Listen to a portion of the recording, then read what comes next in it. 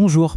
Et si je vous disais que toutes les intelligences artificielles, mais vraiment toutes, peu importe comment elles ont été créées ou sur quoi elles ont été entraînées, partagent secrètement une sorte de structure de connaissance universelle.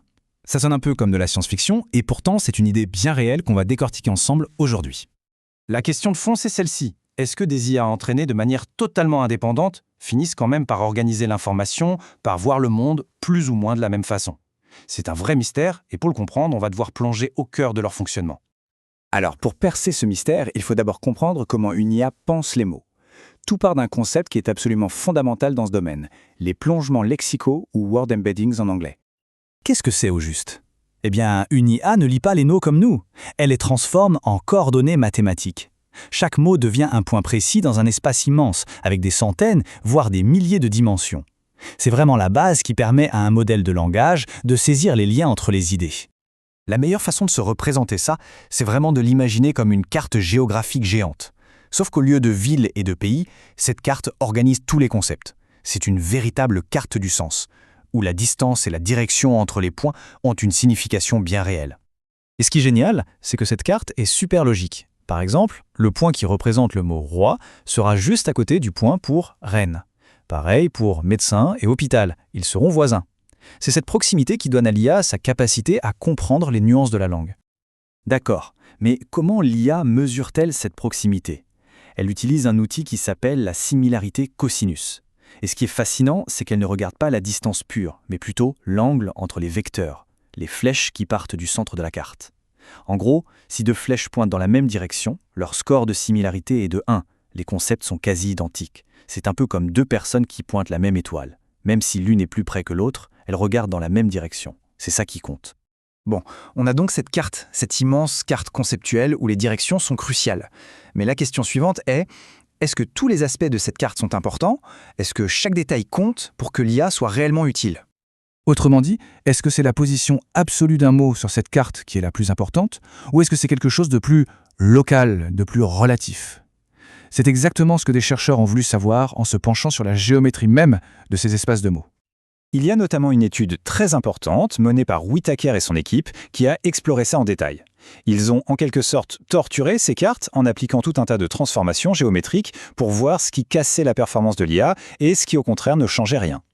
Et voilà leur conclusion, il y a les capitales. Pour les applications concrètes, ce qu'on appelle les tâches en aval, comme l'analyse de sentiments ou le résumé de texte, la position globale d'un mot sur la carte, on s'en fiche un peu.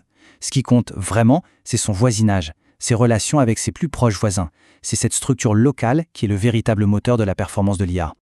Et cette découverte sur l'importance de la structure locale, eh bien, elle nous mène tout droit vers la révélation la plus dingue de toute cette histoire. Car si différentes IA construisent des cartes où ce sont les voisinages qui comptent, alors pourrait-on traduire une carte vers une autre?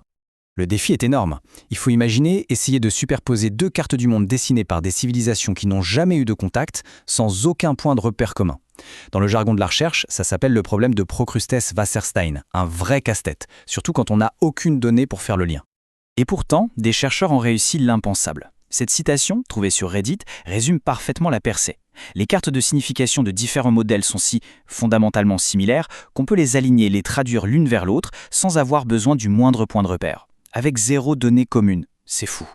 C'est ni plus ni moins une pierre de Rosette pour l'intelligence artificielle. C'est la première fois qu'on a un moyen de traduire le langage interne d'un modèle A vers un modèle B, et ça révèle qu'il existe une structure de connaissances sous-jacente qui semble universelle. Mais alors, comment ça marche cette magie? En fait, c'est une technique assez maligne en 2 temps. D'abord, on utilise un processus un peu compétitif, comme dans les GAN, pour forcer les deux cartes à adopter une forme globale similaire. Et ensuite, et c'est ça le plus important, on fait une vérification de cohérence. On s'assure que si on prend un mot de la carte A, qu'on le traduit sur la carte B et qu'on le retraduit ensuite vers la carte A, on retombe bien sur notre point de départ. C'est cette boucle qui garantit que la traduction est correcte. Cette capacité à traduire entre des cerveaux d'IA complètement étrangers, ça soulève une question presque philosophique. Est-ce qu'on est en train d'assister à la découverte d'une sorte de schéma directeur universel de la connaissance? C'est ce que certains appellent l'hypothèse de la représentation platonique forte. L'idée, c'est que les IA ne font pas qu'inventer des structures logiques, elles les découvriraient, un peu comme un mathématicien qui ne fait pas qu'inventer des théorèmes, mais qui découvre des vérités mathématiques qui existaient déjà. L'IA découvrirait donc une structure objective de la connaissance. Tout ça est absolument fascinant. d'un point de vue théorique. Mais concrètement, qu'est-ce que ça change pour nous? Eh bien, cette découverte d'un langage universel pour les IA a des conséquences énormes. Des conséquences très prometteuses, mais aussi un peu inquiétantes. Côté promesse, on peut imaginer créer des supermodèles, en combinant les points forts de plusieurs IA, ou encore adapter un modèle existant à une nouvelle tâche beaucoup plus vite et à moindre coût. Mais il y a un gros mais. Le péril, c'est la sécurité. Si on peut traduire entre les cartes de l'IA, ça veut dire qu'on peut potentiellement faire le chemin inverse, reconstruire le texte original à partir de ses coordonnées, de ses vecteurs, même sans avoir le modèle qui les a générés. Et ça, c'est un point absolument crucial. L'idée qu'on avait que les embeddings étaient une sorte de hachage sécurisé, une boîte noire irréversible et privée de nos données, cette idée est maintenant complètement remise en question. Pour toutes les entreprises qui utilisent des bases de données vectorielles pour stocker des informations sensibles, c'est une toute nouvelle faille de sécurité à prendre très très au sérieux. Et tout cela nous laisse avec une dernière question. Une question vertigineuse. Si des IA totalement différentes, nourries avec des données variées, finissent toutes par dessiner la même carte de la connaissance, qu'est-ce que cette carte nous dit vraiment ?